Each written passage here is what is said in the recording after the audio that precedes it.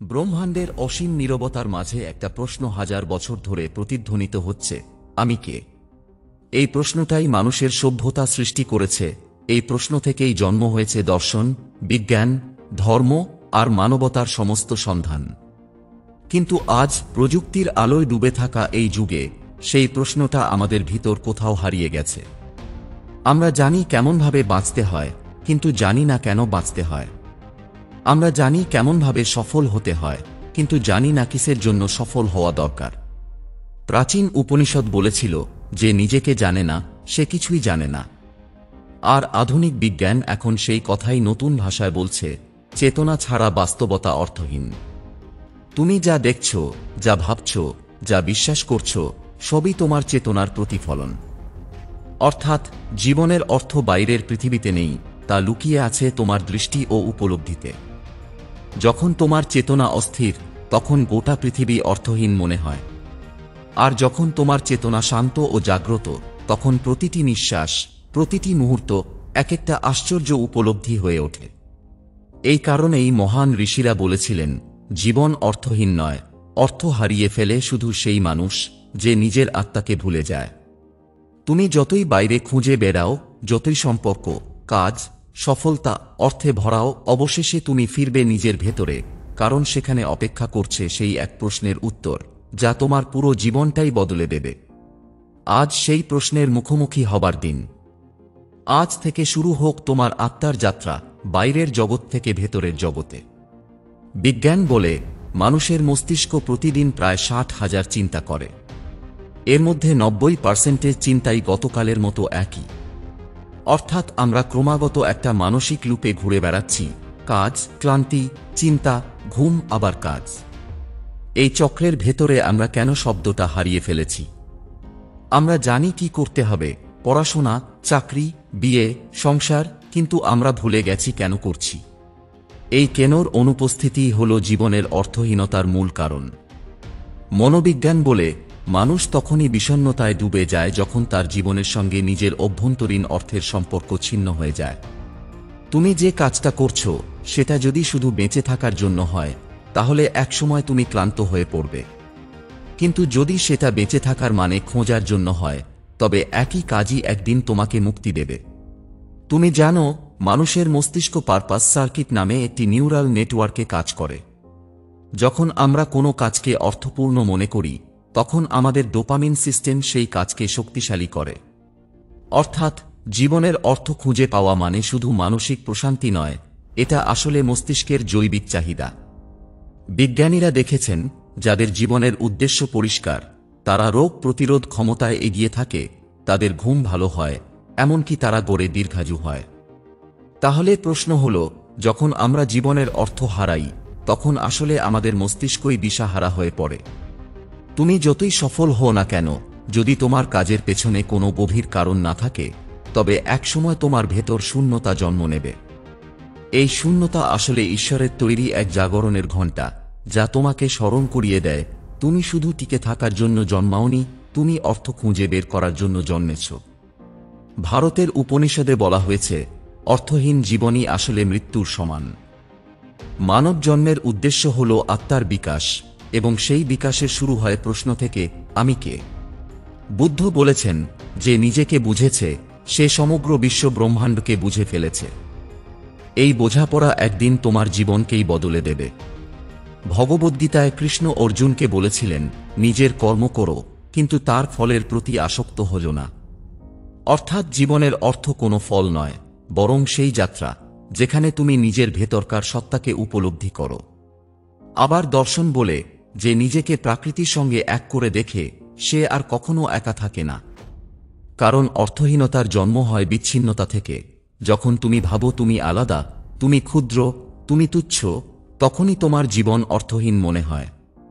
কিন্তু আধ্যাত্মিক উপলব্ধি বলে, তুমি আসলে এক বিশাল শক্তির অংশ, যার সঙ্গে এই ব্রহ্মাণ্ডের প্রতিটি পরমাণু যুক্ত। আজকের যুগে আমরা সবাই অ্যাচিভমেন্টের পেছনে ছুটছি, কিন্তু ফুলফিলমেন্টের কথা ভুলে গেছি। আমরা ভাবি, সফলতা মানেই সুখ। কিন্তু মনোবিজ্ঞান বলছে, সফলতা সুখ দেয় না, বরং সুখ থেকেই জন্ম নেয় সফলতা। তুমি যখন নিজের ভেতরের শান্তি খুঁজে পাবে, তখনই তোমার কাজের মধ্যে প্রকৃত শক্তি আসবে। বুদ্ধ একবার বলেছিলেন, তুমি যত বাইরে অর্থ খুঁজবে ততই বিভ্রান্ত হবে, কারণ যা তুমি খুঁজছ সেটা তুমি নিজেই। এই কথাটা আধুনিক বিজ্ঞানের সঙ্গেও মিলে যায়। কোয়ান্টাম ফিজিক্স বলছে, আমরা আলাদা কোনো পর্যবেক্ষক নই, আমরা বাস্তবতারই অংশ। অর্থাৎ তুমি ব্রহ্মাণ্ডকে শুধু দেখছ না, তুমি তাকে তৈরি করছ তোমার চিন্তা, বিশ্বাস ও কর্মের মাধ্যমে। এখন আসল জায়গা, এই ভিডিওর মূল, সেই একমাত্র প্রশ্ন যা তোমার জীবনের দিক পাল্টে দেবে। প্রশ্নটা হলো, যদি আমি জানতাম আমার জীবনে একদিনও বৃথা যাবে না, তাহলে আমি কি করতাম? এই প্রশ্ন তোমার ভিতরের সমস্ত স্তর উল্টে দেবে। এটা কোনো মোটিভেশনাল ডায়লগ নয়, এটা একটি আধ্যাত্মিকতার চাবিকাঠি। যদি তুমি একদম নিঃশব্দে বসে এই প্রশ্নটা নিজেকে করো, তুমি দেখবে তোমার ভিতর থেকে এক উত্তর উঠে আসছে, যা তোমার বেঁচে থাকার আসল কারণ। হয়তো সেটা হবে অন্যকে সাহায্য করা, হয়তো হবে কোনো শিল্প তৈরি করা, হয়তো শুধু পৃথিবীটাকে একটু সুন্দর করে রেখে যাওয়া। এই উত্তরটাই তোমার জীবনবোধ, তোমার পারপাস অব এক্সিস্টেন্স। যখন তুমি এই প্রশ্নের উত্তর পেয়ে যাবে, তখন হঠাৎ তোমার ভিতরের সবকিছু পরিষ্কার হয়ে যাবে। আগে যেখানে সবকিছু অর্থহীন লাগত, এখন প্রতিটি মুহূর্তে তুমি উপলব্ধি করবে, আমি আছি এবং আমার থাকা মূল্যবান। এই উপলব্ধি থেকেই জন্ম নেয় আত্মজাগরণ। তুমি বুঝতে পারবে তোমার দুঃখ, কষ্ট, সংগ্রাম সবই ছিল তোমাকে নিজের ভেতর ফিরিয়ে আনার জন্য। যখন তুমি উপলব্ধি করবে যে জীবনের প্রতিটি মুহূর্তই এক একটা শিক্ষা, তখন আর কোনো ব্যর্থতা থাকবে না, থাকবে শুধু বিবর্তন। তুমি বুঝতে পারবে জীবন কোনো প্রশ্ন নয়, জীবন নিজেই উত্তর। উপনিষদে বলা হয়েছে, যে নিজেকে জানে সে ঈশ্বরকে জানে। এটাই আত্মজ্ঞান, যেখানে বাহিরের দুনিয়া ম্লান হয়ে যায় আর ভেতরের আলো জ্বলে ওঠে।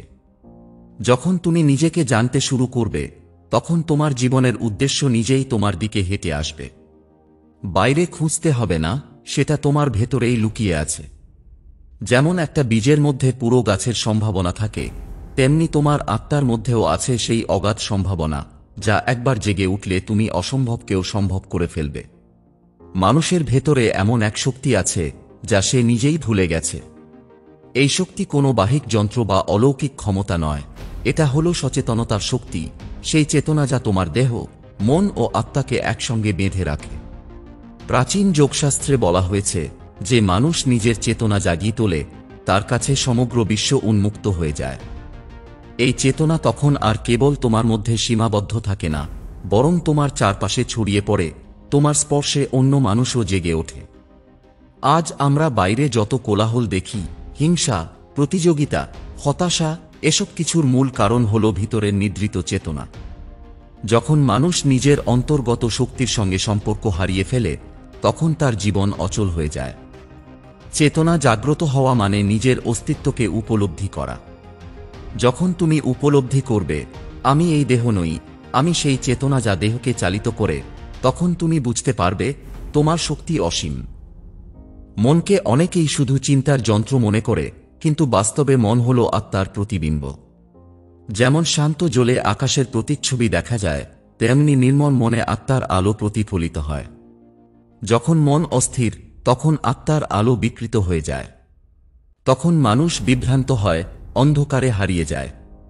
কিন্তু যখন মন শান্ত, নির্মল ও একাগ্র হয়, তখন আত্মার গভীর বাণী স্পষ্ট শোনা যায়। মনকে বোঝানো মানে তাকে দমন করা নয়, বরং তাকে বোঝানো মানে তাকে ভালোবাসা শেখানো। মন যখন ভালোবাসায় ভরে ওঠে, তখন সে আত্মার সহযাত্রী হয়ে যায়। বৈদিক দর্শনে বলা হয়েছে, যে নিজের মনকে জয় করতে পেরেছে, সে পৃথিবীকেও জয় করেছে। এই জয় যুদ্ধের জয় নয়, এটা অন্তর্গত মুক্তির জয়। মানুষ প্রায়ই ভাবে জীবনের শিক্ষা আসে বই থেকে, গুরু থেকে অথবা অভিজ্ঞতা থেকে। কিন্তু সত্য হল, জীবনের শিক্ষা আসে বিরতি থেকে। যখন তুমি কিছু না করে শুধু নীরবে বসে নিজের হৃদয়কে শোনো, তখনই জীবনের আসল শিক্ষা তোমার ভিতর থেকে উঠে আসে। এই নীরবতাই হল আত্মার বিদ্যালয়। এই বিদ্যালয়ে কোনো শিক্ষক নেই, আছে কেবল উপলব্ধি। যখন মানুষ এই উপলব্ধির বিদ্যালয়ে প্রবেশ করে, তখন সে বুঝতে শেখে, যা কিছু ঘটে তা কাকতালীয় নয়। প্রত্যেক ঘটনা, প্রত্যেক কষ্ট, প্রত্যেক আনন্দ সবকিছুই তোমাকে নিজের গভীরে নামার আহ্বান জানায়। এই বোঝাপড়া যখন জন্ম নেয় তখন জীবনের প্রতিটি মুহূর্ত পবিত্র হয়ে ওঠে। মানুষ কষ্টকে শত্রু মনে করে, কিন্তু আসলে কষ্টই হল জীবনের সবচেয়ে বিশ্বস্ত শিক্ষক। যে কষ্টকে প্রত্যাখ্যান করে সে নিজের বিকাশের দরজা বন্ধ করে দেয়, আর যে কষ্টকে আলিঙ্গন করে সে নিজের ভিতরের আলো জ্বালিয়ে ফেলে। যখন কষ্ট আসে তখন মানুষ নিজের সীমা চিনতে শেখে। সে বুঝতে পারে কতটুকু সহ্য করতে পারে, কতটুকু ক্ষমা করতে পারে, কতটুকু ভালোবাসা তার হৃদয়ে এখনও বেঁচে আছে। প্রাচীন শাস্ত্রে বলা হয়েছে, আগুন যেমন সোনা পরিশুদ্ধ করে, তেমনি কষ্ট আত্মাকে পরিশুদ্ধ করে। এই পরিশুদ্ধতাই মানুষকে মুক্ত করে। কষ্ট আসলে কোনো অভিশাপ নয়, এটা এক প্রকার দীক্ষা, যা তোমাকে এমন এক উচ্চতায় পৌঁছে দেয় যেখানে তোমার দৃষ্টিভঙ্গি বদলে যায়। মানুষের জীবন কেবল জন্ম থেকে মৃত্যু পর্যন্ত সীমাবদ্ধ নয়, এটা এক অবিরাম বিবর্তনের ধারা। এই বিবর্তন ঘটে চেতনার স্তর পরিবর্তনের মাধ্যমে। প্রথম স্তর হল অচেতন অবস্থা, যেখানে মানুষ শুধু প্রতিক্রিয়াশীল। সে যা দেখে তাতেই প্রভাবিত হয়, নিজের ভেতর কোনো ভাবনা বা সচেতনতা কাজ করে না। দ্বিতীয় স্তর হল জাগরণ, যেখানে মানুষ প্রশ্ন করতে শুরু করে, খুঁজতে শুরু করে। সে আর অন্ধভাবে চলতে চায় না, সে জানতে চায়, আমি কে, কেন এখানে। তৃতীয় স্তর হল উপলব্ধি, যেখানে সে নিজের অস্তিত্বের সত্য উপলব্ধি করে। এই স্তরে এসে মানুষ আর কিছু চায় না, সে কেবল থাকে, শান্ত, পূর্ণ ও সচেতন। এই তিনটি স্তর পার হওয়ার মধ্য দিয়েই মানুষ প্রকৃত অর্থে মানুষ হয়ে ওঠে। এই যাত্রা বাহিরে নয়, এটা একেবারে তোমার অন্তরের গভীরে। যখন মানুষ আত্মাকে চিনতে শেখে তখন তার ভালোবাসার ধরনও বদলে যায়। সে আর কাউকে নিজের সম্পত্তি মনে করে ভালোবাসে না, বরং সে ভালোবাসে কারণ ভালোবাসা তার স্বভাব। এই ভালোবাসা শর্তহীন, প্রতিদানের প্রত্যাশা ছাড়াই। যেমন সূর্য আলো দেয়, বাতাস বয়ে যায়, তেমনি আত্মাজাগ্রত মানুষ ভালোবাসা ছড়ায়। এই ভালোবাসা থেকেই জন্ম নেয় সহানুভূতি, ক্ষমা ও করুণা। যে এই অবস্থায় পৌঁছায় সে আর অন্যকে বিচার করে না, কারণ সে জানে প্রত্যেক প্রাণের মধ্যেই সেই একই চেতনা কাজ করছে। এটাই হলো জীবনের আসল ঐক্য, যেখানে আমি আর তুমির বিভেদ মুছে যায়, শুধু থেকে যায় একটাই শব্দ, আমরা। যখন মানুষ নিজের চেতনাকে অনুভব করতে শেখে তখন তার ভিতরে কিছু বদলে যায়। আগে যে জীবনকে সে কেবল বোঝা মনে করত, এখন সেই জীবনই হয়ে ওঠে এক উপহার। আগে যে কাজগুলোকে সে বাধ্যবাধকতা ভাবত, এখন সেগুলোই তার আনন্দের উৎস হয়ে দাঁড়ায়। আত্মজাগরণের পর মানুষ বুঝতে শেখে, জীবন কোনো ভার নয়, বরং এক বিশাল উৎসব। এই উপলব্ধির পর তার প্রতিটি দিন যেন এক নতুন ভোরের মতো লাগে। এখন সে আর প্রশ্ন করে না, আমার কি লাভ, বরং সে ভাবে, আমার উপস্থিতি অন্যের জন্য কি উপকার বয়ে আনতে পারে। এটাই আত্মজাগরণের আসল চিহ্ন, নিজের সুখ অন্যের সুখের সঙ্গে একাকার হয়ে যাওয়া। যখন মানুষ অন্তরের আলো জেগে ওঠে তখন তার কর্ম আলোকিত হয়। সে আর কাজ করে না শুধু টাকার জন্য, মর্যাদার জন্য বা প্রশংসার জন্য। সে কাজ করে এক নিঃস্বার্থ আনন্দ থেকে, কারণ কর্মই তার আরাধনা। ভগবদ্গীতায় কৃষ্ণ বলেছিলেন, যে কর্মে আসক্ত নয় অথচ সম্পূর্ণ নিষ্ঠায় কাজ করে সেই প্রকৃত যোগী। এই দর্শনের মানে হল, যখন তুমি কাজ করো তখন তোমার মন যেন ফলের দিকে নয়, বরং কাজের মধ্যেই সম্পূর্ণ নিমগ্ন থাকে। তুমি যদি একজন শিক্ষক হও তবে প্রতিটি পাঠ তোমার কাছে হবে প্রার্থনার মতো। যদি তুমি চিকিৎসক হও তাহলে প্রতিটি রোগীর চিকিৎসা হবে তোমার পুণ্যকর্ম। যদি তুমি একজন শ্রমিক হও তাহলে তোমার ঘামের প্রতিটি বিন্দু হবে পৃথিবীর জন্য আশীর্বাদ। এই অনুভূতি জন্ম নেয় তখনই যখন মানুষ বুঝতে পারে প্রতিটি কর্মই আসলে ঈশ্বরের সঙ্গে সংযোগের এক মাধ্যম। আত্মজাগ্রত মানুষ সমাজ থেকে বিচ্ছিন্ন হয়ে যায় না, বরং সে সমাজের সঙ্গে আরও গভীরভাবে যুক্ত হয়ে যায়। কারণ সে জানে প্রতিটি মানুষের মধ্যেই সেই একই আলো রয়েছে যা তার নিজের মধ্যেও জ্বলছে। তখন সে আর অন্যকে ছোট মনে করে না, অন্যের ভুলেও রাগ করে না, বরং বুঝে যায় যেভাবে সে নিজের ভুল থেকে শিখেছে অন্যেরও সেই সুযোগ দরকার। এমন মানুষ সমাজে আসলে নিঃশব্দ বিপ্লব ঘটায়। তার উপস্থিতিতেই পরিবেশ বদলে যায়। সে কারো বিরুদ্ধে লড়ে না, কিন্তু তার উপস্থিতি অন্যের ভেতরে আলো জ্বালিয়ে দেয়। একজন জাগ্রত মানুষ যেভাবে হাসে, যেভাবে কথা বলে, তাতে অন্যের হৃদয় শান্তি পায়। সে কোনো প্রচার করে না, কিন্তু তার জীবনই হয়ে ওঠে এক জীবন্ত শিক্ষা। আত্মজাগরণের পর সম্পর্কের মানেও বদলে যায়। তখন ভালোবাসা আর কোনো চাহিদা নয়, বরং এক দান হয়ে ওঠে। তুমি তখন কাউকে ভালোবাসো না তার গুণ বা সৌন্দর্যের জন্য, বরং ভালোবাসো কারণ সে তোমার মতোই সেই চেতনার অংশ। তখন সম্পর্ক আর নির্ভরতার জাল নয়, বরং এক মুক্ত আকাশ, যেখানে উভয়েই স্বাধীন, অথচ একে অপরের সঙ্গে গভীরভাবে যুক্ত। এই অবস্থায় রাগ, দুঃখ, অহংকার সব ধীরে ধীরে মিলিয়ে যায়। কারণ তুমি তখন জানো অন্যের মধ্যে যে কষ্ট তুমি দেখছ, সেটা আসলে তোমার নিজেরই এক প্রতিচ্ছবি। তুমি যত অন্যকে ক্ষমা করো, তত নিজেকেও মুক্তি দাও। এই উপলব্ধি থেকেই জন্ম নেয় প্রকৃত ভালোবাসা, যা কেবল শব্দে নয়, জীবনের প্রতিটি আচরণে প্রকাশ পায়। আত্মজাগ্রত মানুষ জানে, সব উত্তর কথায় লুকিয়ে নেই। কিছু উত্তর শুধু নীরবতার ভেতরেই পাওয়া যায়। এই নীরবতা কোনো শূন্যতা নয়, বরং এক সজীব প্রশান্তি, যেখানে মনের সব কোলাহল থেমে যায়। এই নীরব অবস্থায় মানুষ অনুভব করে যে শব্দের বাইরে আরেকটি ভাষা আছে, যা হৃদয় থেকে হৃদয়ে পৌঁছে যায়। যখন তুমি নীরবতায় প্রবেশ করো, তখন তুমি শুনতে পাও নিজের আত্মার কণ্ঠস্বর। এই কণ্ঠস্বরই তোমাকে বলে দেয় কি করতে হবে, কোন পথে চলতে হবে। তাই মহান ঋষিরা বলেছেন, ধ্যান মানে কোনো কাজ নয়, ধ্যান মানে নিজের ভেতরে ফিরে যাওয়া। নীরবতা হল সেই দরজা, যেখান দিয়ে তুমি চিরন্তনের পথে পা বাড়াও। যখন মানুষ নিজের চেতনাকে চিনতে পারে, তখন তার ভেতর এক নতুন শক্তির জন্ম হয়। এই শক্তি অহংকারের নয়, এটা দায়িত্বের শক্তি।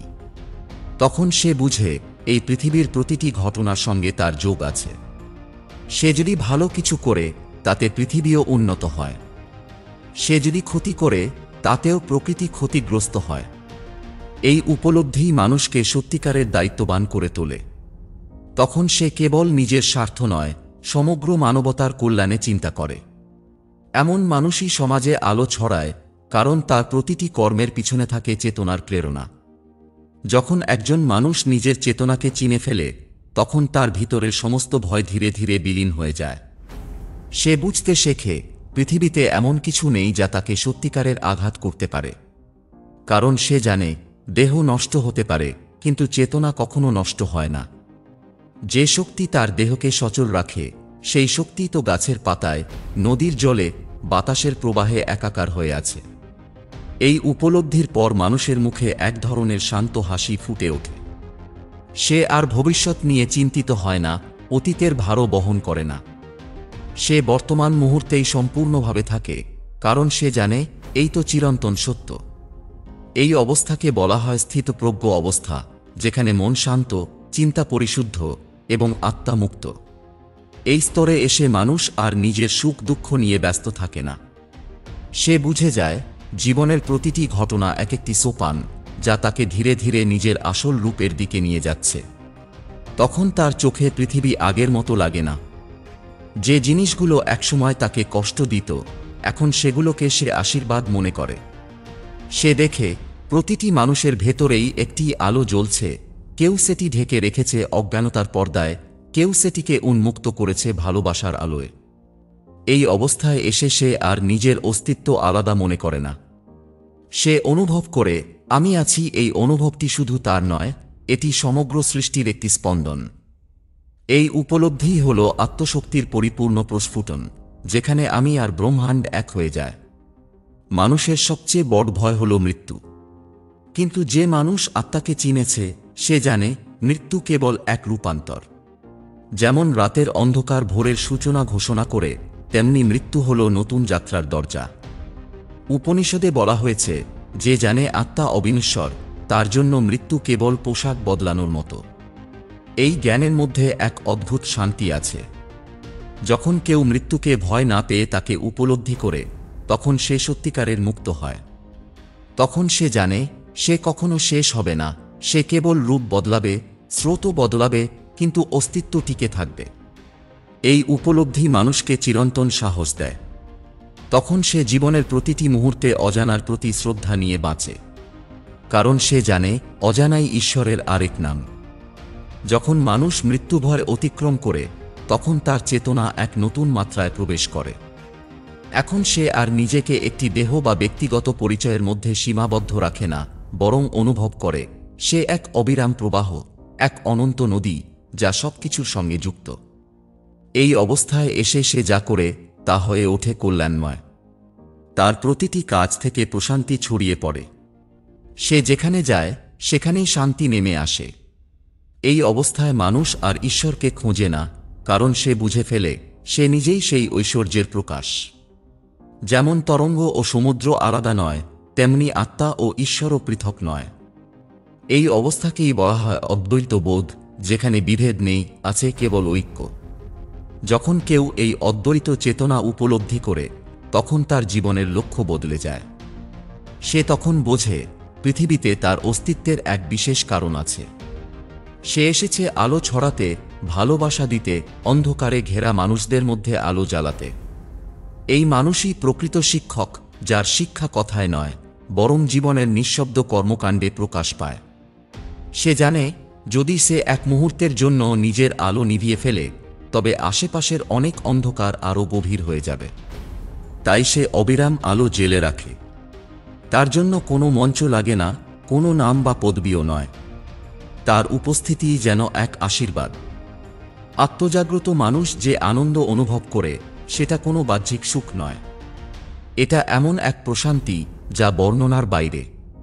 এই আনন্দের উৎস নিজের ভেতরেই, যেখানে কোনো কারণ নেই, কোনো শর্ত নেই। প্রাচীন ঋষিরা একে বলেছিলেন আনন্দস্বরূপ অবস্থা। এই অবস্থায় মানুষ হাসে, গান গায়, কিন্তু তার হাসি কোনো আনন্দের অভিনয় নয়, বরং সেই অন্তর্গত পূর্ণতার প্রকাশ। এই আনন্দে কোনো দম্ভ নেই, বরং আছে কৃতজ্ঞতা যে আমি আছি, আমি বেঁচে আছি, আমি দেখতে পাচ্ছি। এটাই পরম আশীর্বাদ। এই আনন্দেই মানুষের চেতনার চূড়ান্ত ফুল, যা ফোটে তখনই যখন আত্মা ও প্রকৃতি একে অপরকে চিনে নেয়। যখন মানুষ আত্মাকে চিনে ফেলে, তখন তার জীবন থেমে যায় না, বরং সেখান থেকেই শুরু হয় এক নতুন জীবন। এখন তার চোখে প্রতিটি জিনিসের গভীরে এক অলৌকিক ছন্দ দেখা যায়। গাছের পাতার নড়াচড়ায়, শিশুর হাসিতে, বৃষ্টির ফোঁটায় সে অনুভব করে ঈশ্বরের উপস্থিতি। এই মানুষ আর কিছু পেতে চায় না, কারণ সে বুঝে গেছে সবকিছু সে আগেই পেয়েছে। যা সে খুঁজছিল পাহাড়ে, মন্দিরে, মন্ত্রে, তা ছিল তার নিজের অন্তরে, সর্বদা নির্বে। এই অবস্থায় সে আর পৃথিবী থেকে পালিয়ে যেতে চায় না, বরং পৃথিবীতেই ঈশ্বরকে দেখতে শেখে। সে কাজ করে, ভালোবাসে, হাসে, কিন্তু ভিতরে থাকে সম্পূর্ণ নির্লিপ্ত ও শান্ত। প্রাচীন শাস্ত্রে বলা হয়েছে যোগ কর্মসু কৌশলম, অর্থাৎ যোগ মানে হল কর্মের নিপুণতা। জাগ্রত মানুষ প্রতিটি কাজে ঈশ্বরের স্পর্শ অনুভব করে।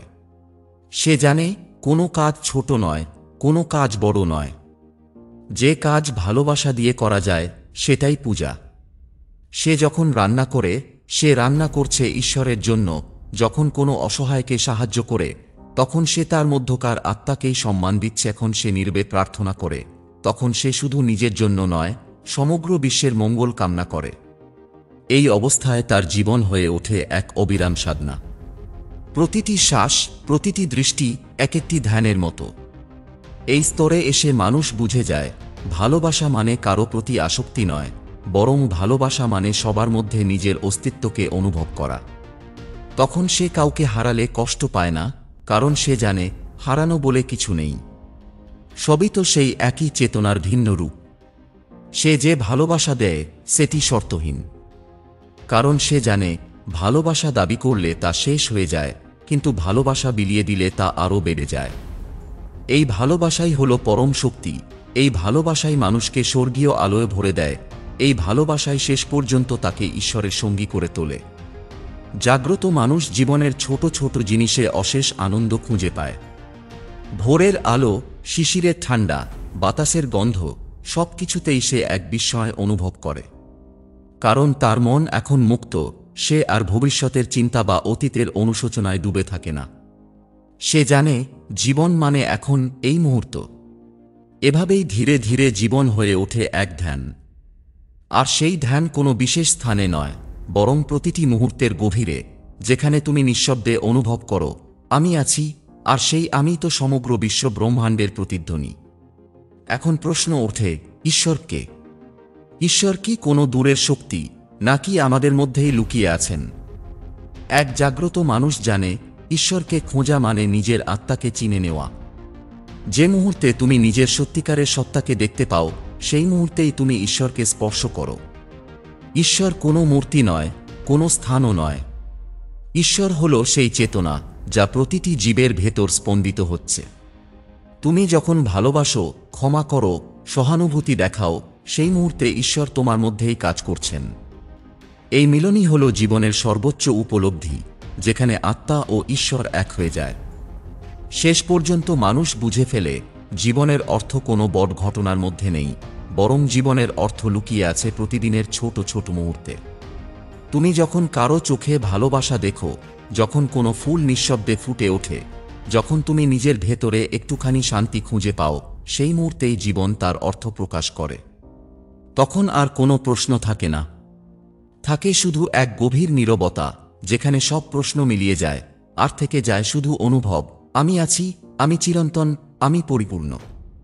শেষে একটাই সত্য বাকি থাকে, তুমি যা খুঁজছিলে এতদিন, সেটা কখনো তোমার বাইরে ছিল না। তুমি ছিলে, আছো এবং চিরকাল থাকবে সেই অসীম চেতনার অবিচ্ছেদ্য অংশ হিসেবে। যে মুহূর্তে তুমি এই সত্য উপলব্ধি করবে, তোমার সমস্ত ভয়, কষ্ট, বিভ্রান্তি বিলীন হয়ে যাবে। তুমি তখন আর জীবন থেকে পালাতে চাইবে না, বরং জীবনকেই আলিঙ্গন করবে, যেমনটি সে, ঠিক তেমনভাবে। এটাই মুক্তি, এটাই জাগরণ, এটাই জীবনের প্রকৃত উদ্দেশ্য। শেষে শুধু একটি উপলব্ধি থেকে যায়, তুমি এই জীবনে এসেছো কিছু পেতে নয়, বরং নিজের মধ্যকার অসীম আলো প্রকাশ করতে। যেদিন তুমি সেটি বুঝবে, সেই দিন থেকেই তোমার জীবন অর্থপূর্ণ হয়ে উঠবে।